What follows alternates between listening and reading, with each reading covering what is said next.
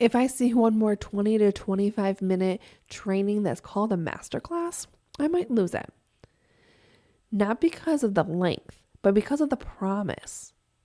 Short trainings can be incredibly valuable, but the word masterclass carries a promise. And most of these sessions aren't delivering what the word implies. So if you've ever left a masterclass feeling like you must have missed something, like everyone else got it and you just didn't, it's not your fault. And if you're building a business where you coach, teach, or help others, this is a mistake I don't want you to make. Welcome back to the Family First Entrepreneur Podcast. I'm your host, Heather Blake. Okay, let's be honest here. First, I want to tell you, I wanted to make this podcast because I've been seeing a lot of masterclasses lately. And it really got me thinking. I'm like on YouTube and I'm seeing these short 18-minute, 20-minute, 25-minute, 23-minute masterclasses. And I'm like, how can you learn something and master it in 18 to 25 minutes? It's not possible. But then I saw this other person who had a 6-hour YouTube video that they called a masterclass. Now that makes sense to me. In 6 hours, you can absolutely learn enough information to have a basic mastery of something. I don't want to say that you're going to full on master it. I think people that I've been in business for 20 years and I know other people that have too. And I don't think we've mastered anything. I think there's always something to learn and something to experience that can create more mastery, a higher level of mastery. So I don't think you're going to master something completely in six hours. However, you are going to have a basic mastery level opposed to the 18-minute video where you learned a basic framework or a basic concept or first step, second step. Those short trainings can be absolutely useful. You can learn something and get perfectly clear, maybe not perfectly, but you can get a basic clarity level and you can get oriented on what step you're going to take next or something like that. That's perfectly possible in a short session. Short sessions are meant to be clear, to help you get clear on something, not for you to complete the idea, to complete the message, the framework, whatever it is. So the problem with the word master class is master is implied, mastering a topic. Whatever that topic is on, it's implied that you are going to master it. What does that do? It sets up expectations. And when expectations are wrong, the learners blame themselves. I'm sure you've done something, you've learned something, you've gone to like some session, whether it's in school or online, you are like, okay, I am going to take this training and I am going to learn how to master this. And then you leave and you're like, oh, did I do this wrong? Did I not take enough notes? Maybe my brain just doesn't process this right. I didn't understand this example. You left blaming yourself when it wasn't you. It was the expectation that you had because they set up this unrealistic expectation. People walk away thinking they're behind or missing something. It creates a cycle of consumption instead of implementation. You think you thought you missed something. So you take another one. You take another masterclass.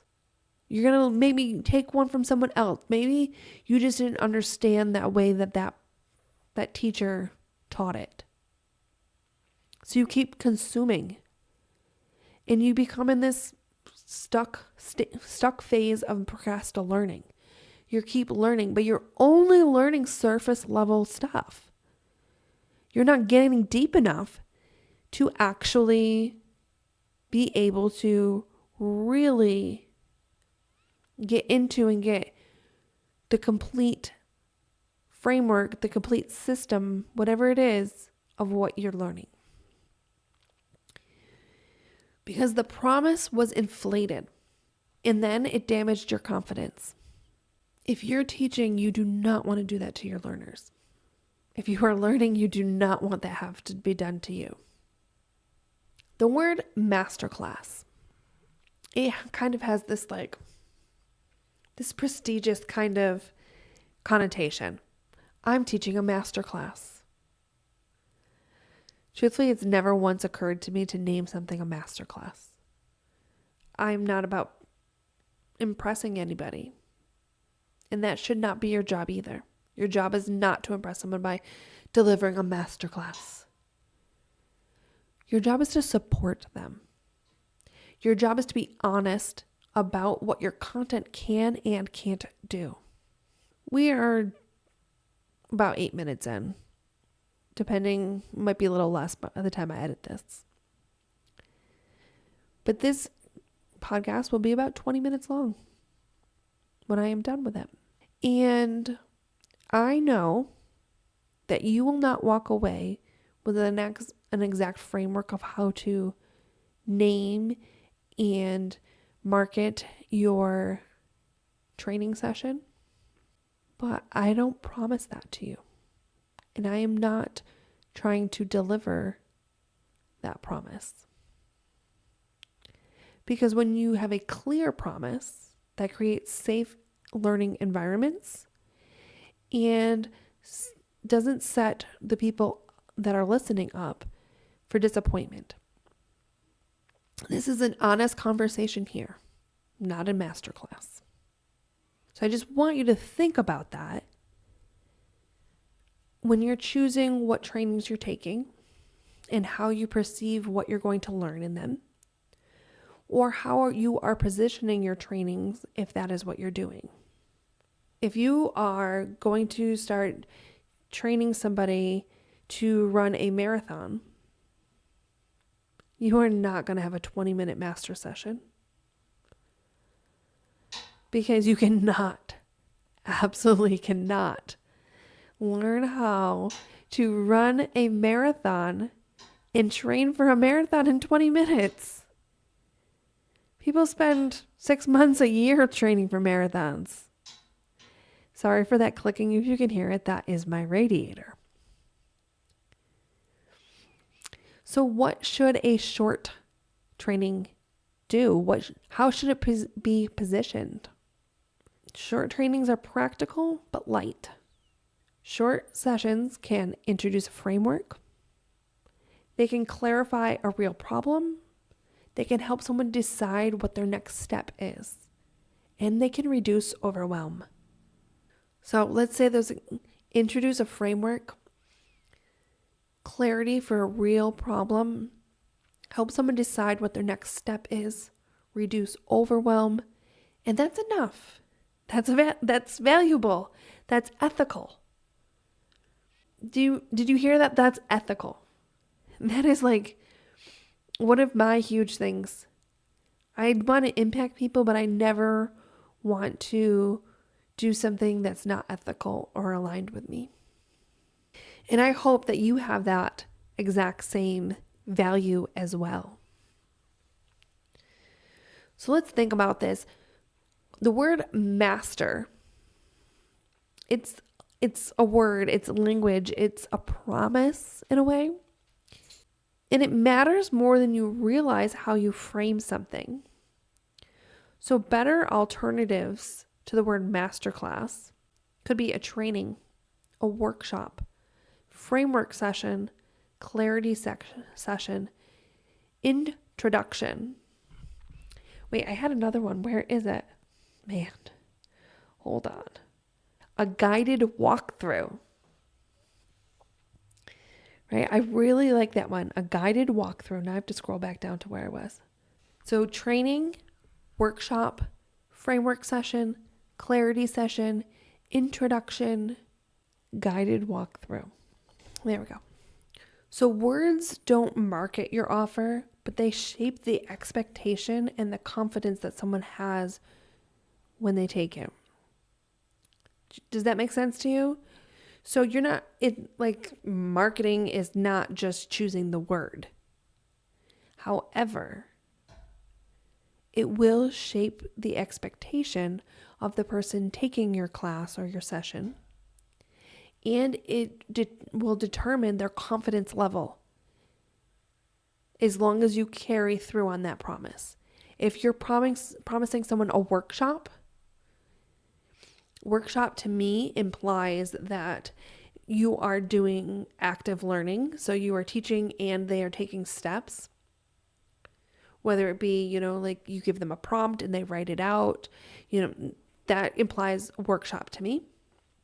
Framework session, I hope that's very clear that you are teaching them a specific framework. Clarity session, you're getting clear on one specific thing or maybe two things, like maybe it's broken down into a couple segments, but it's basically one concept that you're going to get clear on. And an introduction, which is basically like an overview. Like if I was to say an introduction to starting your own business, then I could give some of the overview steps of deciding on your goal, your niche, your target customer, your brand values. That, that could be an overview and I can explain those in about 20 minutes. Absolutely. But I cannot go deep on building a business in 20 minutes. I'd rather someone leave one of my trainings feeling clear, capable, ready to take action, more than I would want someone to leave feeling impressed or overwhelmed because they feel like they received information that they couldn't fully take in and they didn't get clear enough. They don't know what to do next. Things like that. I do not want someone to leave feeling that way. I want them to feel clear on what we just learned, what actions they need to take next. Because clarity builds their confidence. And confident people will take action. They'll also trust you more. If they finish your training or your session and they are confused or lost, I think some people want them to feel lost because they feel like if they're lost, then they'll buy into whatever else it is. But if they feel lost, they start losing confidence in themselves. Non-confident people aren't compelled to buy from you. They're not compelled to trust you.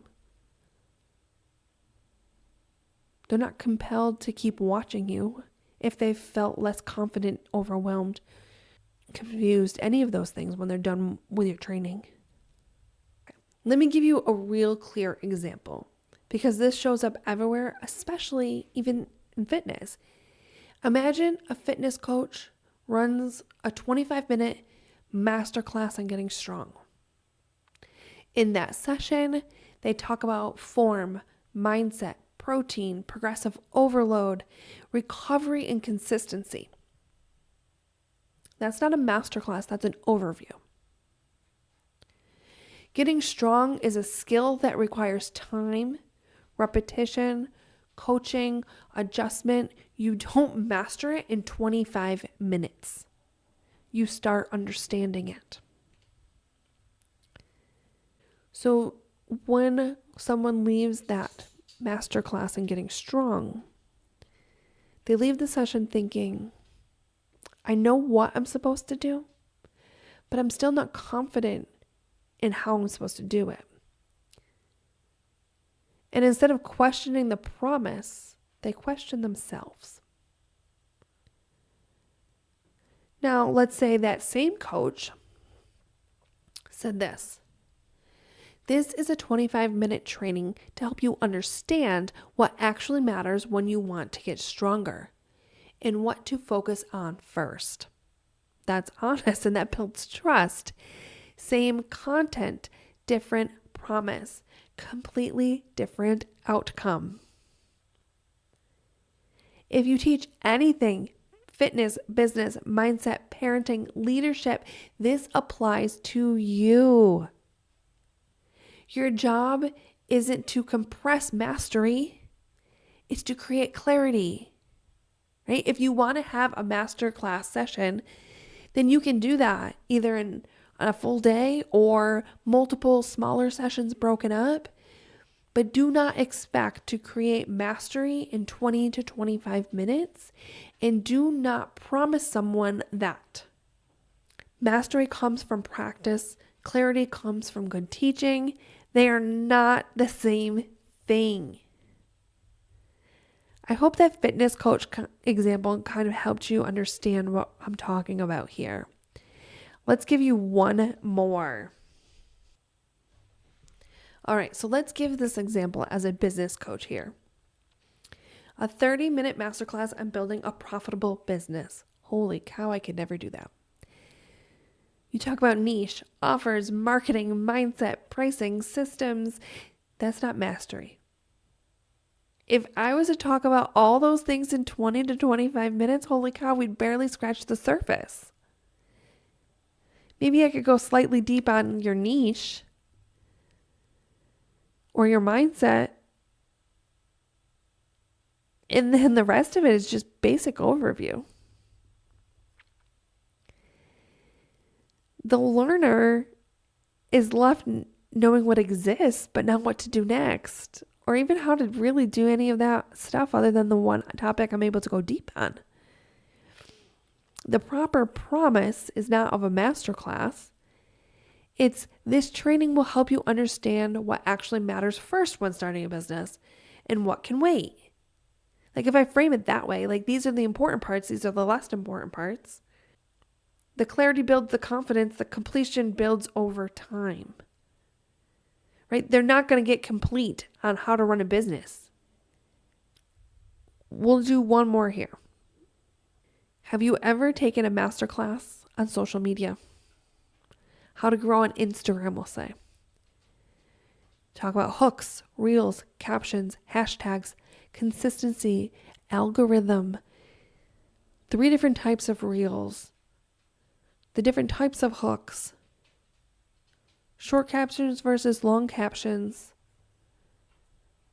consistency, like what does that mean to you versus someone else? That's not mastery.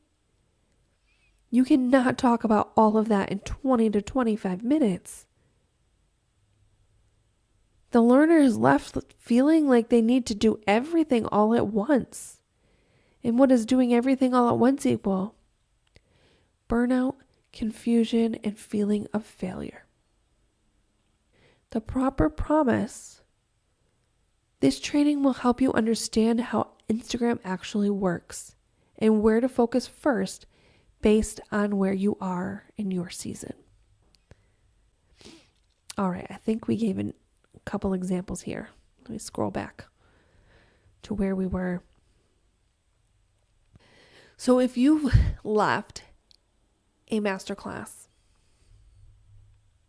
feeling like you did something wrong, it wasn't you. Please remember that.